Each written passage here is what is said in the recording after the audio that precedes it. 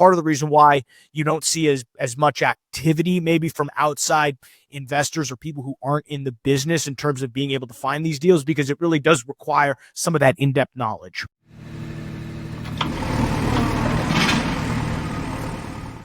All right, welcome everybody. We have a unique interview today that has a lot of analogies to real estate, but is not real estate.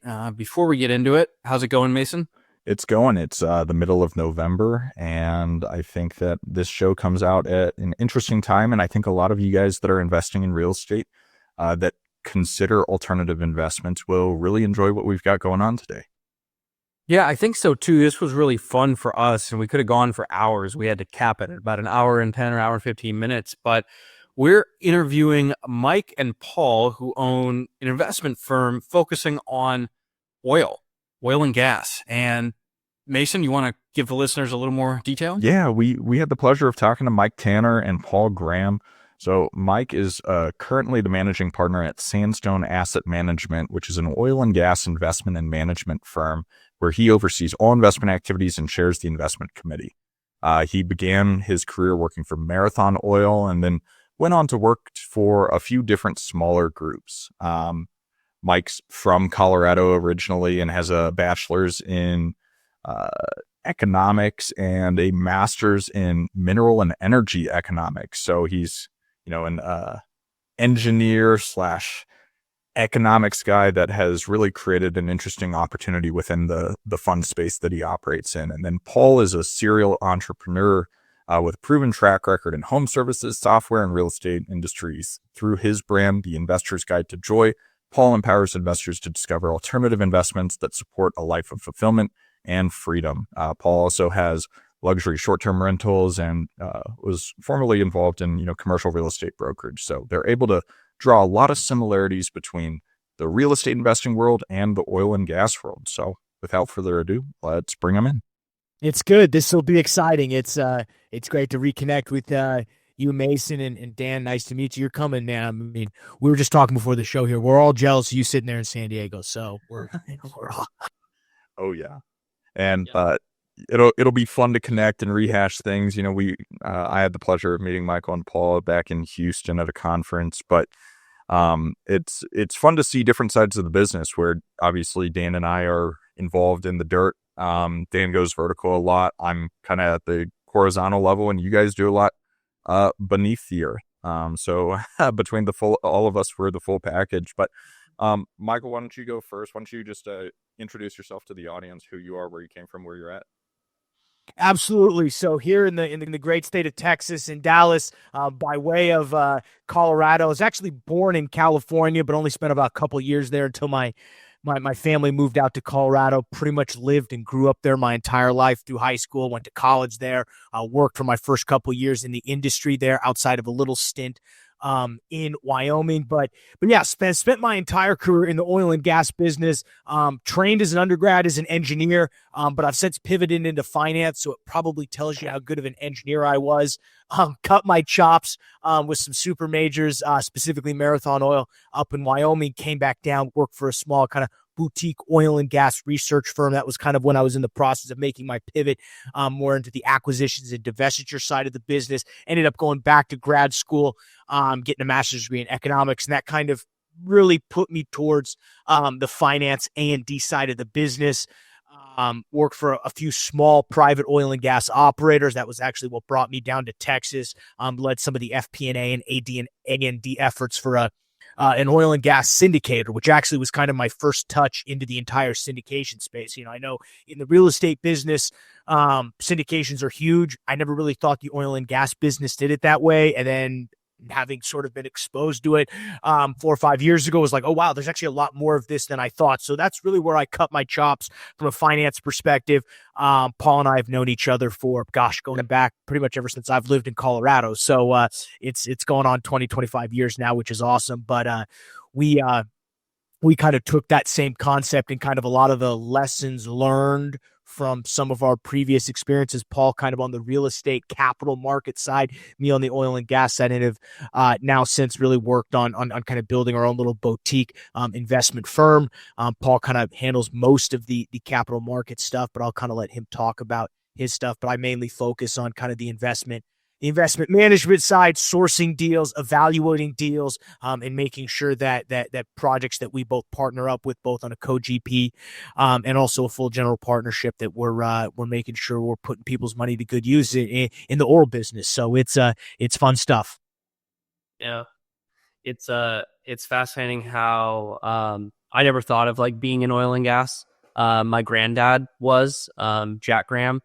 He basically led an oil and gas company, was there for about 30 years, basically left, started his own, and then, retired, and ultimately traveled the world for 10 or 15 years with his wife. So knew of it, but I've known Mike since pretty much the beginning of time. And just elementary school lunch, you just never be the same. That's where you can also get business partners. Who knew? My background is different than Mike's. He also played baseball while I played lacrosse, so in some ways we're kind of yin and yang in a lot of aspects. I started my career in commercial real estate, and also in commercial real estate technology. I've called over 2,000 brokers across the country to understand their best practices, insight, capital markets, all that sort of stuff, really to sell software, but then also get my insight for, commercial real estate landscape, investing, all that sort of stuff. Ended up going into building software and digital products for about 8 years, and have now since combined basically my experiences to not only raise money, but also educate people in the process of, income in equity and investments, things like that. Some quick tips about, myself is through my process of being in a W-2, I was able to double it in the span of 4 years. With the right investments, I sextupled my net worth in the span of 18 months. And, now have good cash flow to live on, and do podcasts on, a random Friday. And so what that means to the average person, depending on where they're at, is really just this idea of what I'm passionate about: education. Oil and gas, again, most people don't know the details of it. And something we'll, probably talk in some detail today is like, different types, when and how to invest. And from my perspective of not being, oil and gas, besides me just putting oil and gas in my car, right? I'm still, gas guy. It's then to say, like, when does this make sense? How does this make sense? And what is it best for? Just like other asset classes, just big on education and ultimately giving and doing the right deal, like Michael mentioned, not just kind of swinging oil. It's different than real estate and, in my opinion, land, because it's a little bit more kind of roughed out. And so as people are thinking about investing, or, purchasing, or a number of different things, it's important just to share about industry education and then how and when to invest. So regardless of how you feel about, dirt, if you will, above the surface, on the surface, or below, like, there's opportunity. So. Okay, there's a lot to unpack there between the two of you, quite diverse backgrounds, but we really want to dive into specifics around what you're doing today. Mason and I have no experience with oil and gas. Most of our audience is real estate specific. Maybe they've come across land that had some sort of mineral rights or something that overlaps with what you're doing, but not something that they're actually dealing with on a daily basis. So Sandstone Asset Management is your guys' firm. What does that look like? Michael, you said you're often the one looking at deals. What do these deals look like? Are they pieces of land that have potentially a drilling opportunity? Or can you kind of talk through what you're doing on a day-to-day basis, how you're analyzing deals, and what those deals actually look like?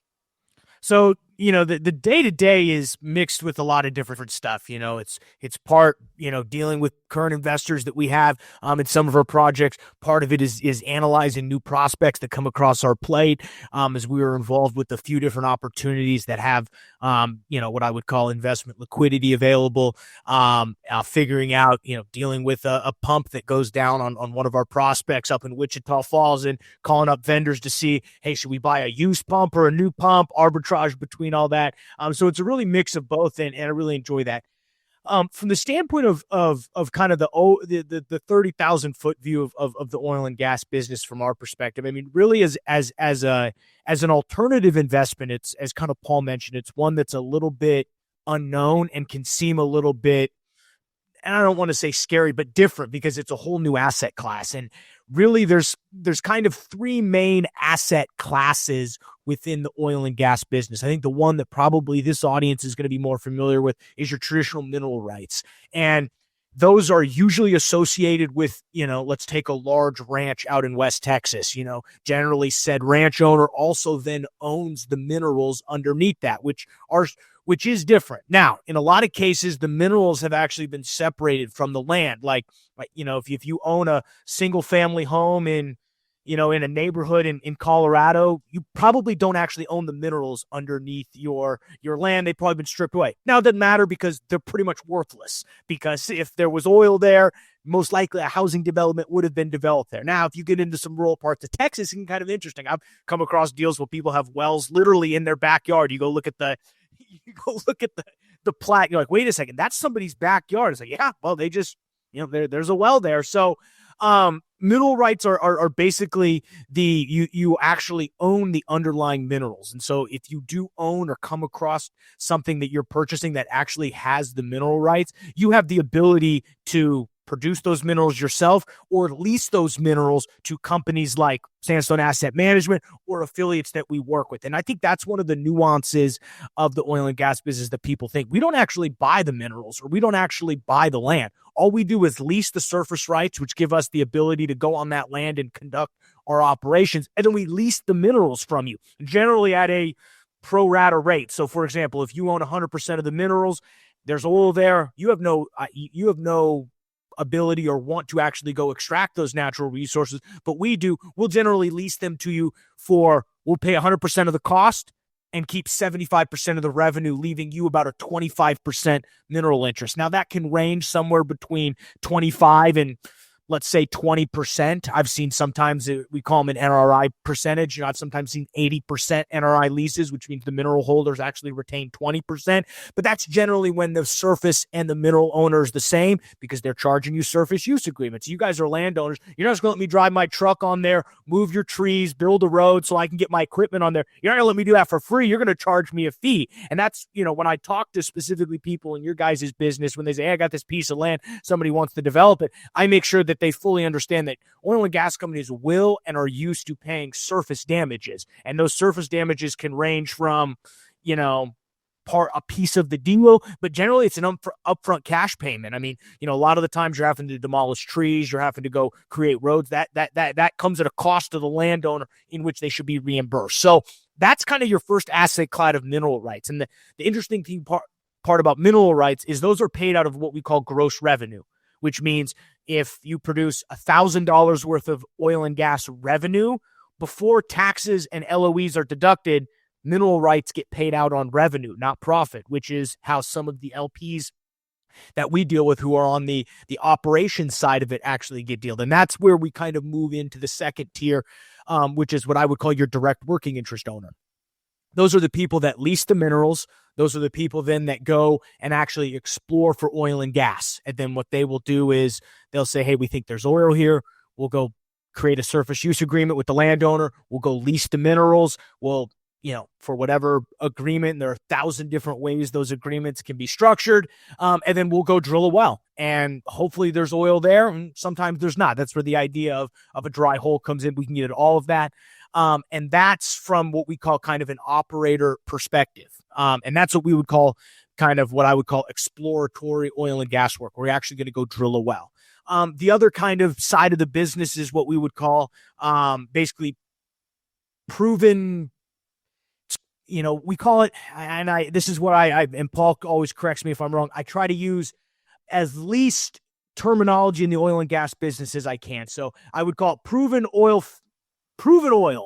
In the business, we call it PDP, proven, developed, producing oil and gas, which basically means someone has already drilled these wells. There's already oil producing. We can very predictably forecast how much oil and gas is going to come out of this lease.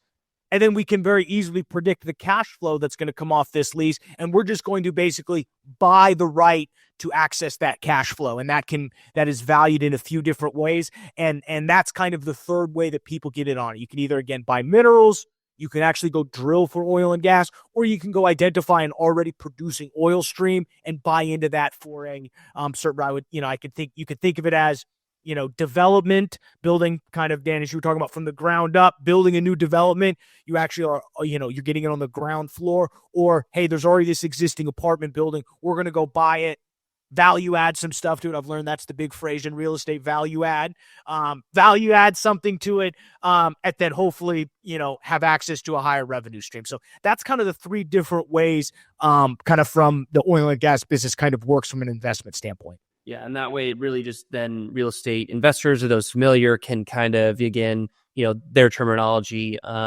understand it in the sense of, cash flow, again, net new development, value add, things of that nature. So it does fall in some of those, same lines. But the big thing really is just fundamentally understanding like what those are and how those relate.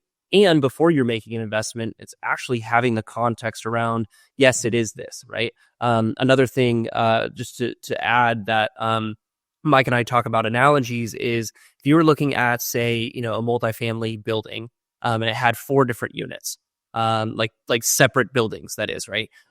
There's also wellbore, which is like a single one of those units, right? And then a lease, which basically has all of those.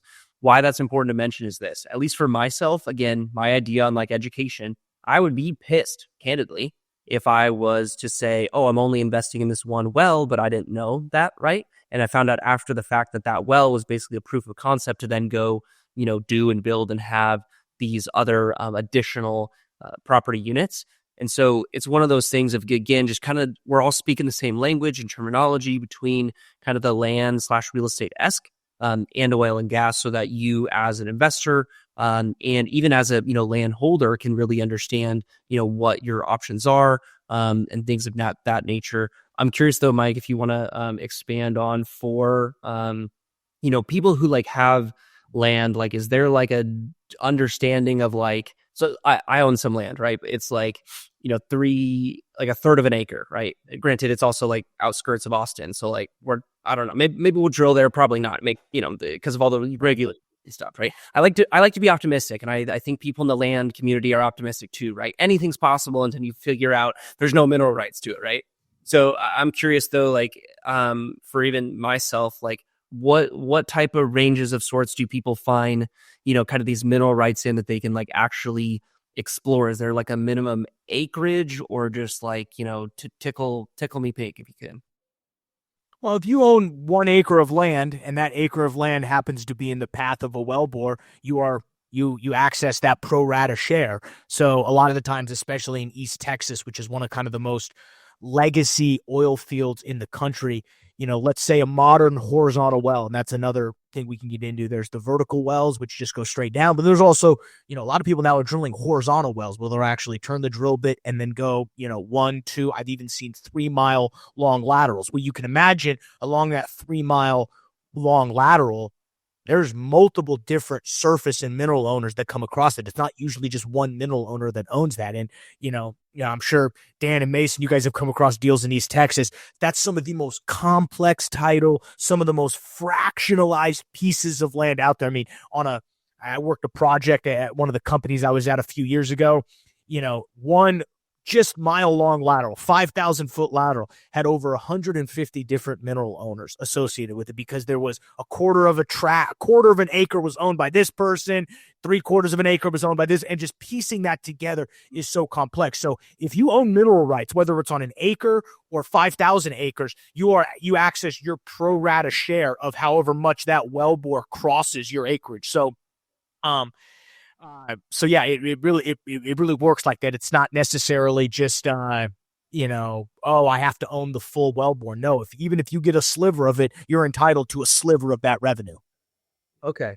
So we got to pause there and break down some of that, because that was a lot of information. So thank you for that. I want to make sure we fully understand and hit on both how you're sourcing these deals and then how you're operating them. So I'll start with the sourcing.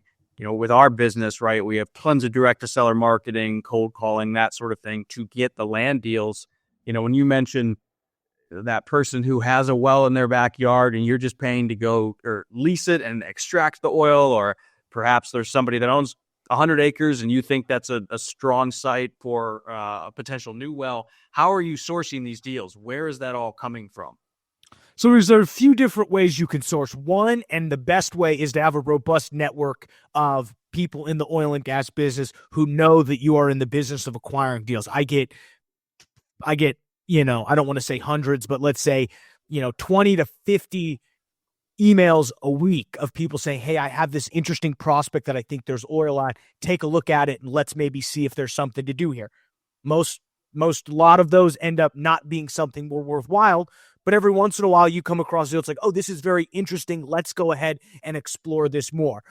You also have public websites. There are websites like EnergyNet, which is kind of equivalent to like a biz buy sell almost, where there are people who have these leases and they just put them up for, say, auction, put them up for direct sale. There's multiple different sources like that. But really the best way is to have a network. It really is. It's kind of what separates what I would say maybe the real estate side from the oil and gas. Is it really is the power in the business is really your network. It's one thing I'm very lucky to have, is a robust network of where I have access to really good deal flow. I've got 4 or 5 things that I've been told in the last 2 weeks of, hey, this is coming to market. Don't tell anybody. We haven't quite gotten it wrapped up yet, but just heads up. If this is something you're interested in bidding on, let us know now and we can maybe keep this from going way more public. Having that type of connections and those type of resources are helpful, because those really, the best deals never make it to market, because the oil and gas business is hugely capitalized. There are huge private equity companies that spend all their time doing this type of stuff. So if a deal makes it onto EnergyNet, as I like to say, I love EnergyNet. Okay. So if they're listening, I'm sorry, guys, but that deal's been passed by about 20 different people. And unless it's small enough to where the reason why it was passed on was because these companies just didn't feel like it was worth their time, then there can be diamonds in the rough. But it really comes down to what your network is. Paul's been in this business. Me and Paul have really been working on the oil and gas stuff, I would say, for about a year and a half. And Paul's starting to get deal flow. He'll email me a couple times a week. Hey, I just got past this deal. It's like, okay, cool. Let's take a look at it. So it really is just getting your name out there and making sure that there's good access. There is some direct marketing you can do, calling up people that you do know, but it really is just making sure you have a robust network. And I think it's part of the reason why you don't see as much activity maybe from outside investors or people who aren't in the business in terms of being able to find these deals, because it really does require some of that in-depth knowledge. What Michael said is this idea of like working with affiliate partnership, if you will, or really just riding on the coattails of someone else. So what I specifically mean is going to like an operator, being around them, seeing what their requirements are, and understanding like where your gap or where your fit is, because ultimately if you have different, you can play ideally nicely together. If they're going after the big whales and you're wanting small minnows, again there's that sort of piece too. So that's something I've seen within the real estate space. I haven't necessarily heard a lot of in oil and gas, but that's again me just kind of being the midi area between the two, and what I've experienced as well. But truthfully, it's absolutely the things that go to public market aren't typically the best. And so by being, directly with the source, just like wholesaling, right? Like if you were a wholesaler, you then have direct source of which you can then, buy, flip, renovate, what have you, in addition to, purchasing, selling, things like that. So the closer you can get kind of to the source, is the best. And just echoing probably like 100 times on the fact of like how relationships in the oil and gas business is. Again, I was in commercial real estate, talked to over 2,000 brokers, and they're like, yeah, relationships for sure. But like it's, I almost can't do biz dev half the time because like, oh, Mike, I got introduced to like these 3 people. And he's like, oh, amazing. Like I know that person, had lunch with that person, had, it's just like, okay. So sometimes I feel very defeated being around Mike because he gets so much energy deal flow. But that's really just to say a testament of his knowledge, experience, and specialization. So for anyone that it necessarily helps of someone who's seasoned, someone who's kind of in that middle road or someone who's entry, there's definitely those ways to like get in with those deals. Or by golly, if you have your own land and you don't know if someone owns those mineral rights or something like that, like again, just exploring what that is, because that curiosity, can lead to, essentially income and, diversification in a lot of ways of either yourself or, Mike mentioned too, right? In investing in projects directly. Same thing with land too. Awesome. And I love all the similarities. I mean, just between business in general, from oil and gas to, the private equity merger and acquisition side of healthcare to just land and real estate investing. And one question I have is, sometimes we see the greatest opportunity in finding niche markets that might be really hard to operate in.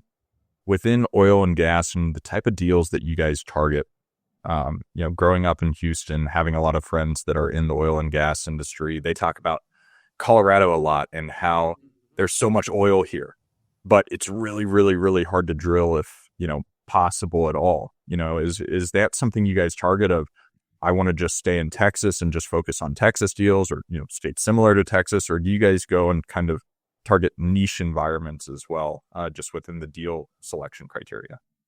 It's a great question, and I think that it's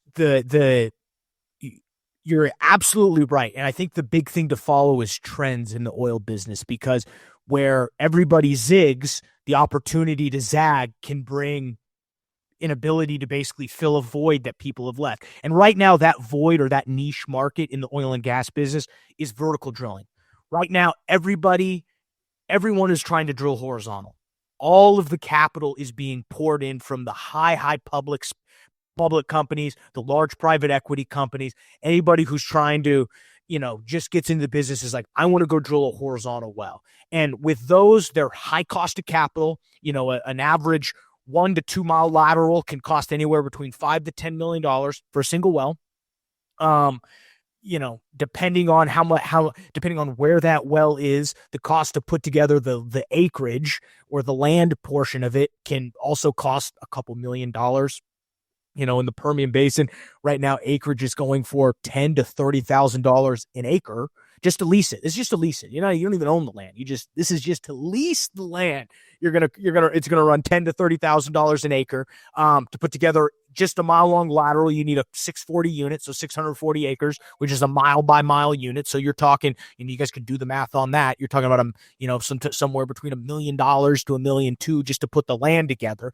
Then you got to go drill that well in hopes that there's oil there. And a lot of the times, if you're paying $10,000 to $30,000 an acre, there's oil there. And really, the game is not, is there oil there? It's how much am I going to get relative to how much I'm going to spend? And it really becomes an economic question. Where the void has been left has been in the small vertical space. And that's really where Paul and I focus on in terms of the niche. There are legacy oil fields out there that have proven oil and gas in them, but are being overlooked by these really large operators because they don't provide the overall huge economics of scale that an ExxonMobil, a Chevron, your large private equity companies need to, develop a field, fix it up, flip it to another larger operator, and make that large premium on an M&A deal. And so where we come is we identify these leases that have, proven production that say we're drilled in the 80s. The big lease that we're working on right now was originally discovered by George Mitchell, who's famous in the oil and gas business, by starting Mitchell Energy and really founding the Barnett Shale, which is the oil field that's just north of where I'm sitting here in Dallas, kind of stretches from Dallas all the way kind of to Abilene. We call it the Fort Worth Basin, or more commonly remembered as the Barnett Shale. Well, the Barnett Shale was originally drilled in the mid-80s, and really in the mid-90s, everybody left because horizontals became a thing. Fracking became a thing, which really unlocked a lot of horizontal drilling in these really tight shale formations. And so a lot of these legacy vertical formations that were drilled and proven were abandoned because the returns and the scale on a horizontal became much more attractive to these larger companies. So to come back to your question, the niche that we target specifically are these overlooked shallow vertical fields that may not need more than $5 to $10 million to go drill 60 different wells on them. Now, the amount of oil production you're getting per well might be less than your horizontal well, but we're spending a tremendous amount less as well. And I tell people all the time, it's not about how much oil you make. It's about how much oil you make relative to how much you spend, because it's all at the end of the day just a simple cash flow equation that says, here's how much we cost, here's what we're making each month, when are we going to eventually get paid back? And so in terms of niches, that's what we're seeing right now is a really underserved market. And there's a lot of great deal flow out there of people who have these legacy leases that just don't necessarily have either the capital or the wherewithal to go drill them, or can find somebody who wants to fund a vertical drilling project. We've been able to fill that void very nicely over the last couple years, and it's been extremely profitable for us. But I would say that's partly because of the trend of where the oil business is.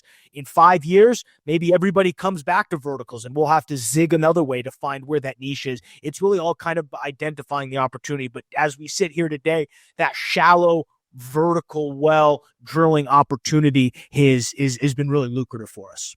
Yeah, I mean, in terms of like specifically location, right? So Mike and I, grew up in Colorado. Mason's there right now. In terms of location, like I would say we're location agnostic, but we're deal junkies, and so ultimately it's a matter of what that is and looks like. Because certainly there's different opportunities between like the Balkan and all the, I don't know, all these different places that I probably have to look at a map to then recall like where they're at, right? Pennsylvania, Texas, even offshore too. We're not doing offshore at the moment, nor do I intend to, really, because there's all these different things, right? So in summation too, for then kind of bringing a real estate perspective, is like, it's the idea difference between kind of a short-term rental, right, where it's like a little risky, but there's high returns and it should be good, right, with kind of a horizontal, and then a vertical kind of long-term rental, or just kind of a guaranteed easy money flip, right? You bought the land for this, you think it's worth that, you offer 40%, lime in the coconut, right? Like you make the money, right? And you kind of ride the economics of the oil price commodity train. As we learned, last week, for what the next 4 years are going to look like. I recently, posted an article on my website. It's called The Investor's Guide to Joy.com, and goes through a number of different finance things. If you're on video, Mike's pointing to the ebook I have as well. And, it was fascinating to see how typical Republican presidents, have in terms of lobbying for oil and gas, and, where prices are predicted to continue to go. So ultimately it's to say, hey, like 4 years is this idea of like drill baby drill, right? Like it's just continuing on the same, maybe even more, with how things go as it relates to energy, which will also then keep inflation and CPI and other things down. And so with that, it's then to say, like, if you're investing in more predictable types of assets, in this case oil and gas specifically within the vertical space, you're then getting a better return. It's more predictable, things like that. And that's really also where we've focused, simply because it's again similar to real estate the most, and there's tax savings because we're intentionally reworking these wells. So that way, that can help offset high income earners. So it for my opinion, again, from just kind of the hybrid oil and gas and real estate, it's just the best of all the worlds. So that's location wise, again, doesn't matter. I mean, my opinion just off the cuff is like, hey, if it's on the moon, like, let's go, right? Like, what are the numbers? But certainly Mike has to do the deal evaluation. So I just think everything's great. It's fun how many analogies there are to what you guys are doing and to what Dan and I are doing specifically as well. And George Mitchell is a name that I know pretty well. I grew up in the Woodlands, Texas. He was the principal developer of the Woodlands as well. Yeah, I lived there for 6 months. So yeah, kumbaya. Yeah.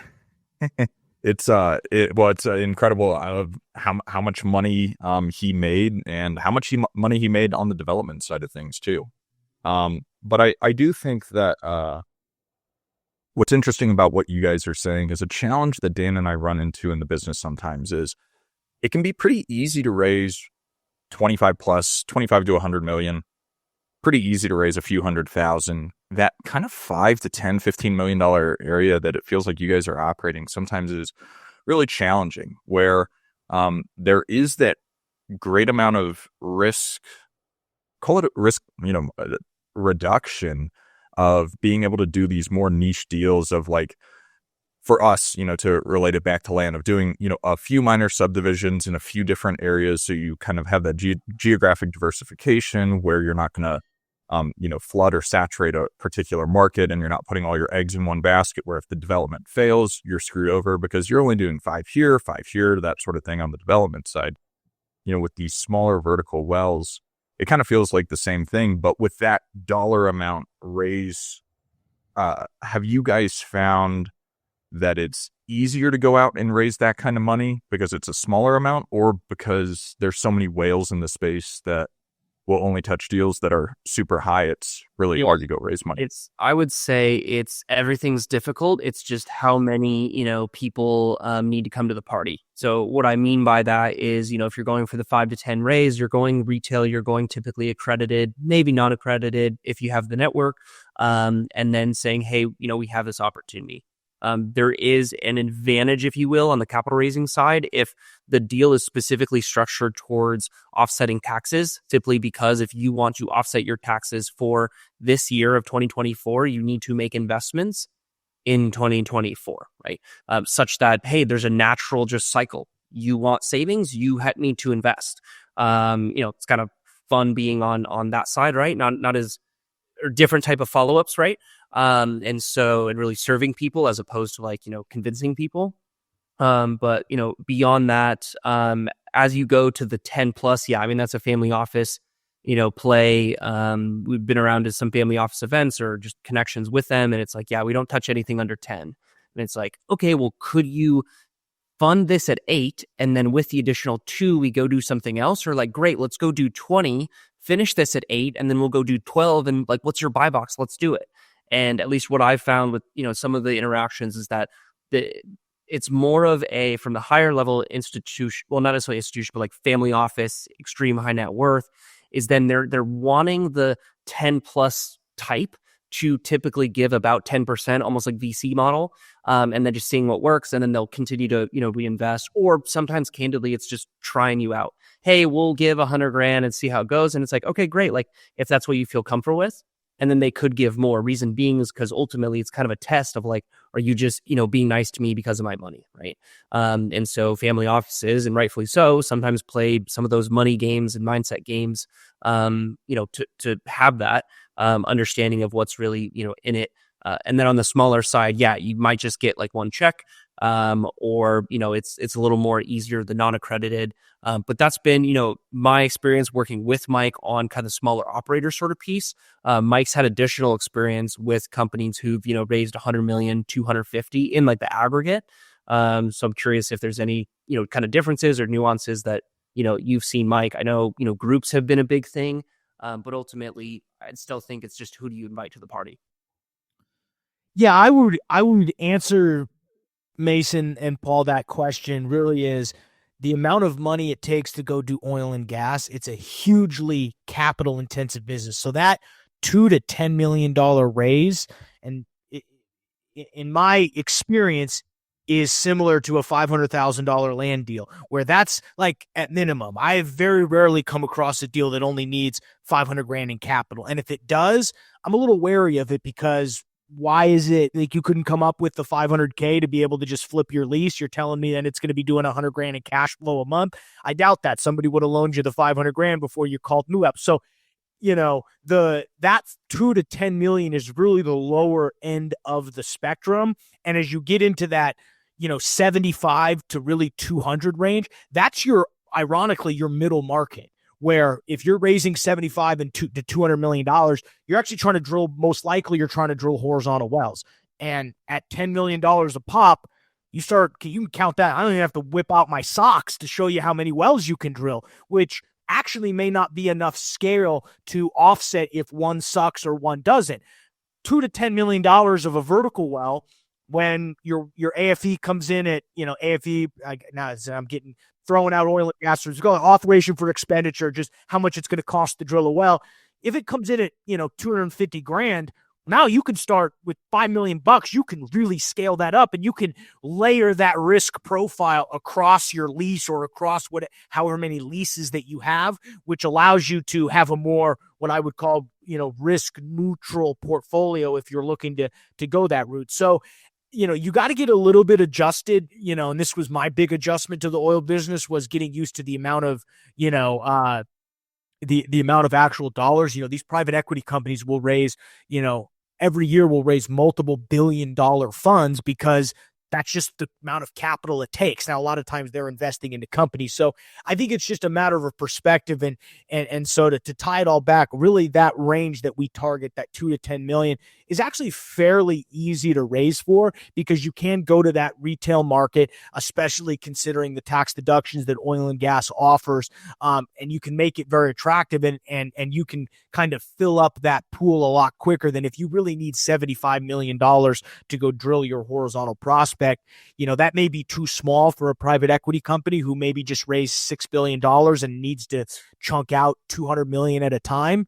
And a lot of times, as Paul mentioned, these larger institutions don't want to be the only seat at the table. They don't want to be the sole investor in your project. They want 10, 15, 20% of it. Well, now trying to convince 5 of those people to come together when they feel like the deal is small can get tricky. So again, that mode we operated in, from the oil business standpoint, actually is kind of that smaller range, which makes it a little bit easier to raise capital than for the kind of that middle market. Well, and you put capital in too, right? And kind of picking up what you're, putting in is that, as funds come in, there are opportunities to, start some of that investment and kind of kick some of these wells off and things like that.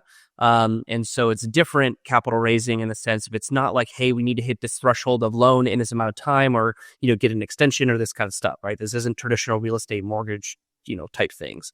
There's not typically deadlines, if you will. It's more just like hey, here's this opportunity, can kind of go to infinity and beyond, obviously within reason of what makes sense cost economic wise, or just, hey, we're raising 2, we got 800, as long as you at least get the plane off the ground, you'd at least have, some of that investment. And then, Mike, I also just wanted you to, kind of highlight and talk briefly about, we've said like tax savings, but like, what does that mean? Because from a, bonus depreciation, like real estate side, that's been decreasing from when Trump initially, put that a number of years ago, went from 100% and is now, decreasing to 0 as it is in 2027. I don't know. Some people are saying it's going to change. Some people aren't. And that's maybe not a topic I'm versed enough on. But from like an oil and gas, like tax saving standpoint, like what does that like mean? Because that sounds great because I'm in real estate, but like, what does that mean from an oil and gas perspective? Yeah, the tax code and obviously I'm not a CPA. I don't consult your CPA before you take any advice that I say. I don't know anything about the U.S. tax code, but what I do know is that oil and gas offers some tremendous tax benefits, specifically on high net worth W-2 individuals. Speaking of, they call it the intangible drilling completion tax credit. I don't know the exact tax number line that it is in the U.S. tax code, but basically it allows you to deduct everything that goes directly into the drilling, the intangible drilling and completion costs of a well, meaning, think about anything that would take to go drill a well, the rig, the casing, all of the things that you that take to go drill a well are tax deductible, which means if you invest in an oil and gas project, you generally see somewhere between 70 and 90% tax savings on that invested dollar, because the majority of the money you're investing is going into the ground. There are some funds, if you get into a larger oil syndication, that may spend a little bit of money on land, which is not tax deductible via the IDC tax code credit. So your number might be a little bit lower. If you invest in a direct working interest project where all of your money is going into the ground, you can now squeeze that 85 to 90% tax bracket because most of your money is going into the ground. So it's just, there's a really superior tax benefit that people get investing in oil and gas. And it's why as we're recording this here and in mid-November, it's really our busy season, because we have a lot of different people on our list who now, hey, I've got $100,000, $200,000 tax problem this year. It's like, well, great. We can help reduce that taxable income by a tremendous amount. Yeah. Good returns for sure. Makes sense. Okay. We've we've got to touch on operations here quickly. Mhm. So, you get it, you find a good deal through your network, you raise the money, but you actually got to go set this up, have both the labor and equipment to drill into the ground and get the oil out. So what does that look like? Are you just totally contracting third parties? Do you have in-house construction crews? How does that work? So it can work a few different ways. Most oil and gas operators are mainly general contractors, which means you can think of it in that standpoint where we don't own the rig, we don't own the labor who works there. We contract out to a third party to drill the well, to land the casing. In an in-house oil and gas operations team, you'll typically have a geologist, an engineer, somebody who's running the finances, and then the capital markets people. And those kind of consist of the in-house operations team, and then a lot of the physical drilling, completion, and production of the well is done by, third party, kind of third party consultants or labor. Very typical to the oil and gas business. The thing that the operators are liable for is they're the ones that carry the insurance. They're the ones that are bonded with the individual states for any liabilities that come across that. And so any operator you work with is going to be licensed and bonded by said state. But it really acts very similar to a general contractor. We are not our own operator. We actually have a partnership with an operator, who that if we internally acquire or lease ourselves, we actually contract them for the operations of that well. And then what they will do is they will, for a fee, handle all of the operations, sort of on-site management, similar to a property management company in the oil and gas space. So it works very similar that way, as I've learned from the real estate side. And how has that gone? Because, likening it to real estate, when I think of hiring a contractor or hiring a property manager, it's not always easy. I've bailed a contractor out of jail. I've had to fire several contractors. I mean, just all kinds of issues and challenges come up with that. So how has that partner operator been for you? Have you had turnover there? Have you had any kind of nightmare scenarios, and any advice to people when looking for an operator? When looking for an operator, I always look for alignment of incentives. So the partner that we work with is always a partner on the deal itself, because what that does is make sure incentives are aligned. If you're just going to hire a third party operator who they're only doing the operations for a fixed fee, in the business, to get technical, we call it COPIS, but you can think of it as just a property management fee. If all you're doing is paying them a fee, then they have no economic incentive to produce that lease in the most cost-effective way. Hey, this pump went out. Well, do we really need a new pump? Like in the intro, we were talking about deciding on whether or not you buy a new or a used pump.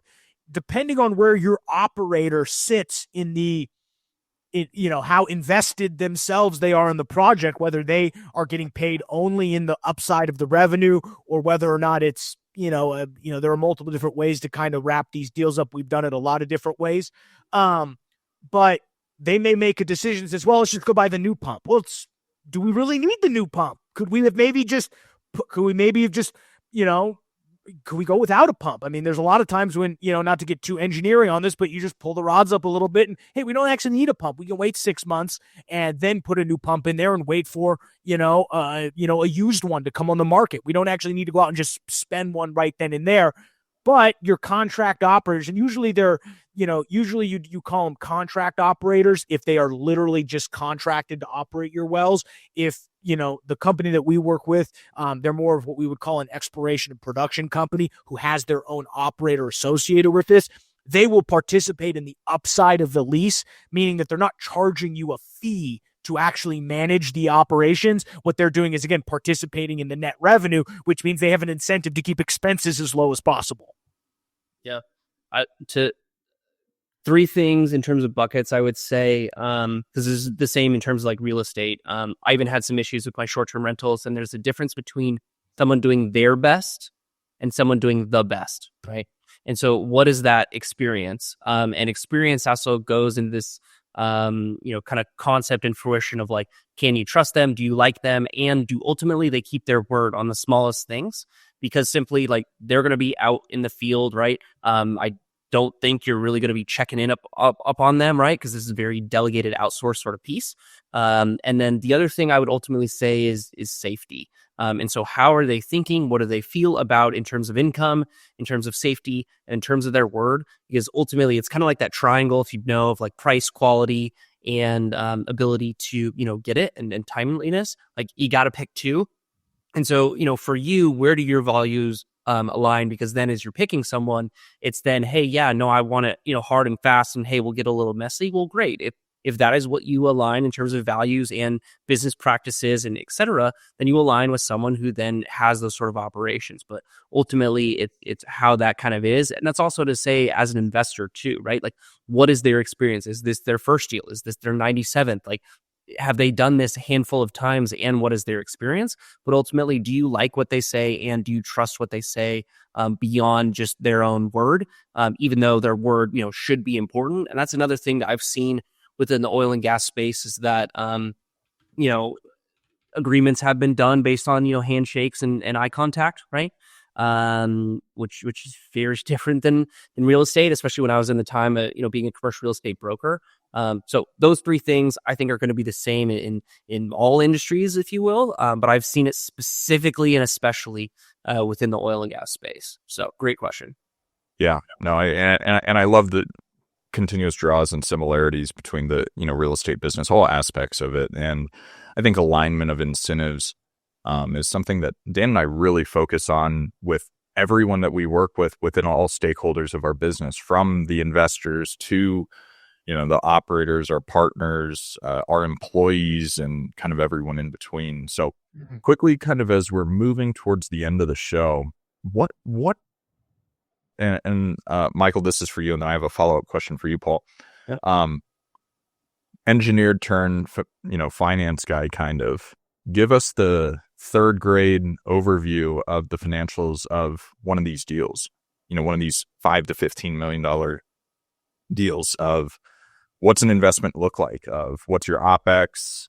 How much are you going to make off of it? What are your anticipated returns and everything?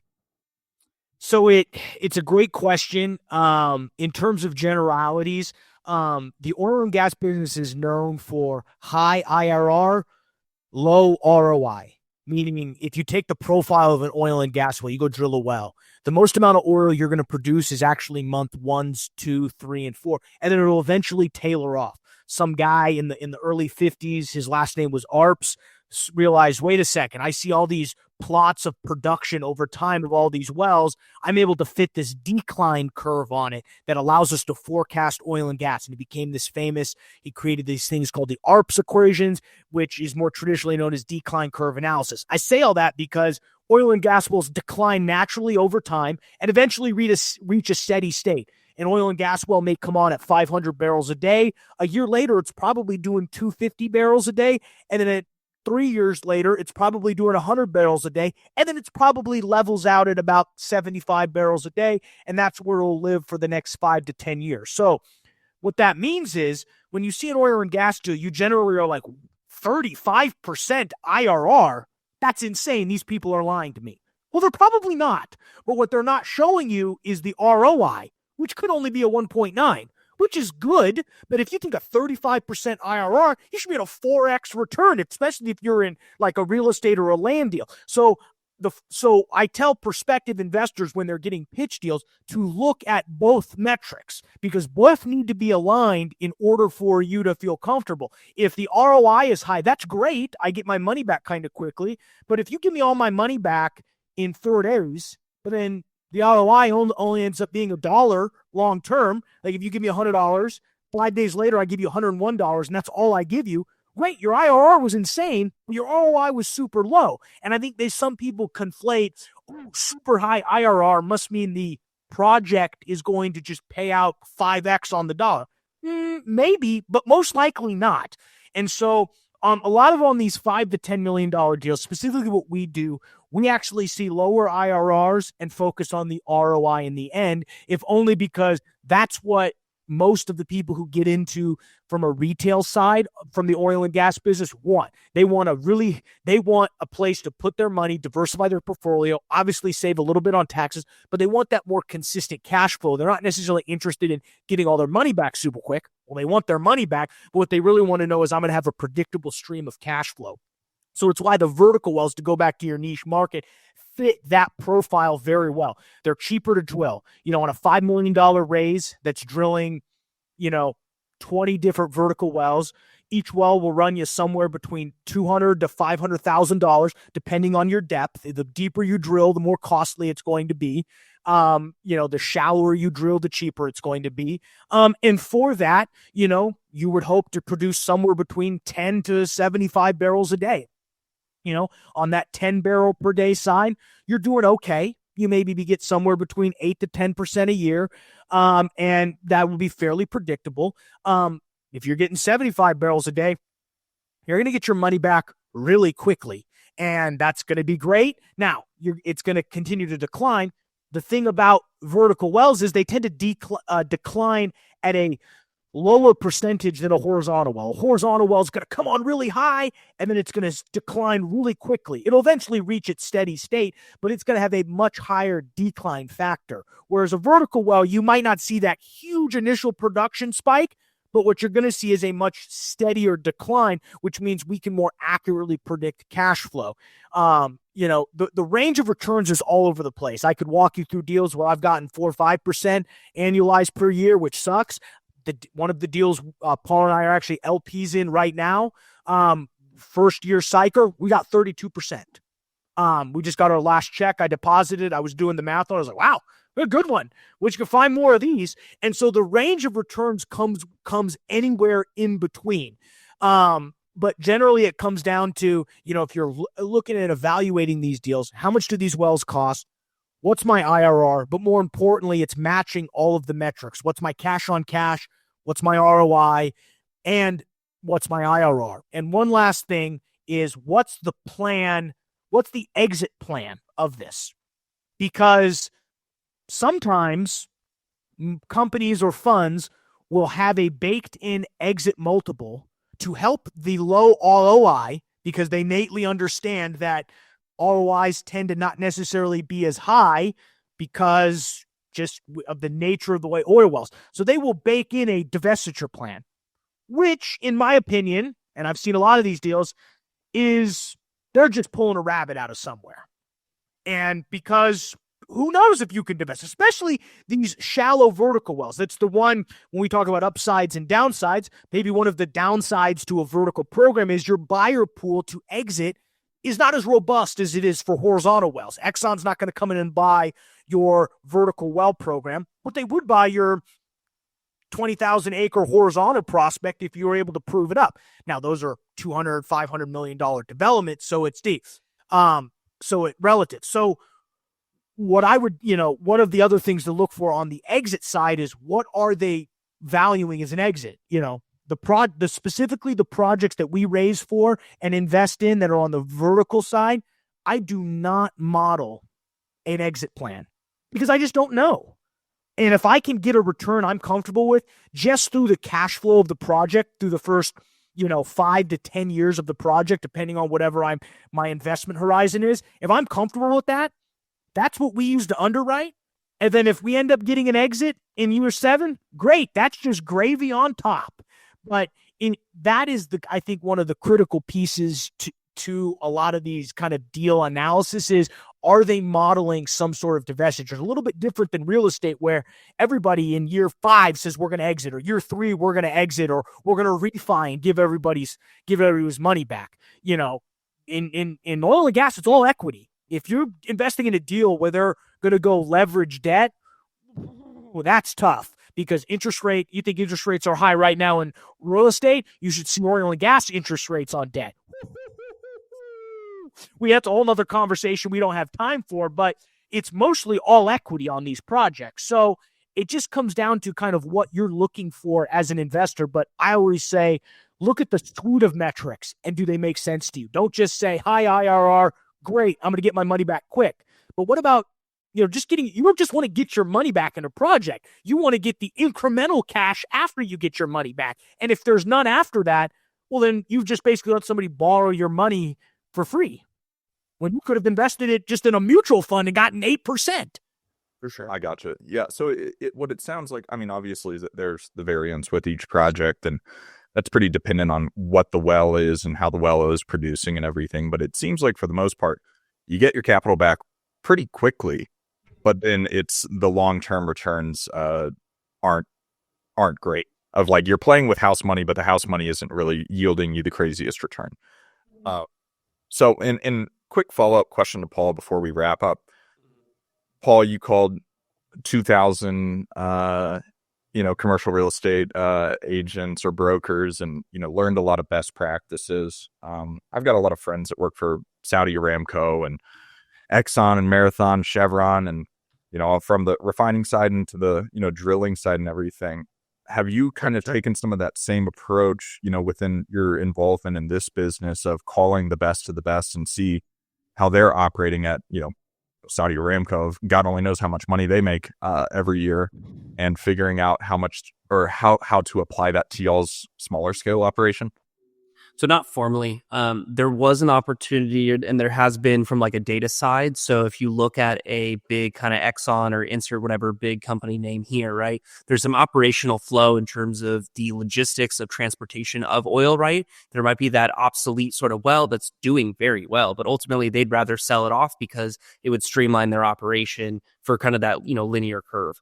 So there's those kind of things that, you can look at kind of portfolio optimizations for some of these bigger ones. In terms of optimizations of like the specific operators, I'm going to say these words of transitioning to the 21st century. And what I mean by that is not calling in via voicemail some of the pumping information, right? So bringing the data and technology up to piece. That's something Mike and I have done with, different oil and gas companies. We've even created a, data warehouse piece. So that way between all the different systems of like your accounting and production and just all this stuff, right? You can really have that in one spot to actually model on this concept being, I'm really big into levers. So even like my own personal financial levers, it's like, hey, I have this investment. Great. Let me pull this, right? I'm actually looking at getting a reverse car loan right now because my Forerunner's worth 30 grand. It keeps its value. I can do a lot of things with 30 grand, and, a low interest rate on a car loan, like, sounds great to me, right? It can diverge that into other things. But those levers within an oil and gas company really give them the understanding with data of what and when to pull, why that matters. Oil and gas is a commodity. You would never probably in the real estate space specifically, like kick a tenant out for 2 weeks and be like, hey, we got this other person who's going to pay $400 more, during this time. And then you can come back. We would love for you to come back. It's a commodity. You can push and pump those levers. So as maybe oil prices come down, you're maybe kind of changing some of those production sort of pieces. And so in some ways, I read a undergraduate thesis on best practices of commercial real estate brokers. I've not, written or done or have a really finite understanding of the best practice of, oil and gas operators. Again, I, lean back to kind of the three pieces I, previously mentioned. But ultimately, technology is going to be the biggest game changer on the data and reporting systems and processes, and as well as, and just being really frank, looking at the flipping price of, crude oil, right? And see how that then relates to what you're producing that day. Because otherwise, what it seems like, again, somewhat of an outsider, they're just pumping and dumping, or not dumping, if you will, but just like the doing the oil thing, right? But they may not be actually in tune of like, hey, actually this next week, we're going to produce a little less or a little more, things like that. Now, granted, they can't just completely stop because there's implications to that. But fundamentally, since this is a commodity-based business, you have some of that different optionality. And like Mike said, maybe you wait 6 months, that right? And so those things are really going to separate, the men from the boys. A better expression is probably the oil from the water, right? To really have the, these type of operators really be, again, the difference between doing their best and the best. And there's a lot of different questions and things that you can really uncover. But it's a great question as people consider, investing in a well themselves. Mike and I have even done a little bit of A&D on or M&A, excuse me, on actually acquiring as well and looking into that. So a lot of options to diversify from land as well as awareness, within your land. I thought for the longest time everything was the same, right? But clearly, as we learned today, it's not. And there's a lot of great opportunities within this space and adjacent as well. So. Yeah, absolutely. So we are at the end of the show, guys. So we always like to ask, tell us where people can find out more about you. I know you have an ebook you mentioned earlier. Give us where can people contact you? Yeah, pretty much across most social medias. It's Paul Graham is my handle. I love social media being social, so would love for people to reach out to me and say, "Hey, I heard you from the show." In the age of bots and AI, really love interacting with people. On my website, theinvestorsguidetojoy.com, there's an oil and gas tab within investing, and that's a free ebook, like you mentioned. It's going to go through in a lot of ways what Mike talked about, the different types of assets, when to invest, how to invest, things to think about. You can also 1031 exchange sometimes into oil and gas opportunities, but it really goes all through that. Reason being is that you can be more educated. If you have a deal, there's also an opportunity for you to connect with Mike and schedule time on his calendar to work with him to have it evaluated. And that's kind of me and myself. And I'll let Mike share where the World Wide Web can find him. LinkedIn, Twitter, that's pretty much the two places. And I would just say Investor's Guide to Joy is the best place to learn more about oil and gas. Sign up for our ebook. So really appreciate you guys having us on. And this is, I as you can tell, I could talk about this for hours. So we could go another hour if we wanted to. But I'm sure we're all late for meetings since I ran us over. So I apologize. No, Michael and Paul. And Paul, are you that Paul Graham? I'm another Paul Graham. So I need to ask the Paul Graham for the rights and as well to paulgraham.com. In a lot of ways, I went through the path of similar kind of technology sort of piece, and now I'm not VC funding, but I'm doing kind of this fundraising as it relates to diversified assets.